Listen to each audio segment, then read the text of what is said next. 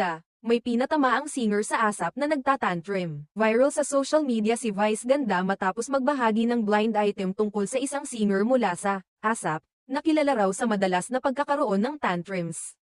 Sa isang episode ng It's Showtime, inamin ni Vice na hindi lahat ng mga singer ay maganda ang ugali sa harap ng kamera. Ayon sa kanya, may ilang mga singer na hindi nakokontrol ang kanilang emosyon. Lalo na kapag may mga hindi inaasahang bagay na nangyayari sa kanilang paligid.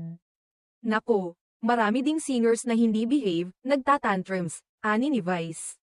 Lalo na pag walang dressing room.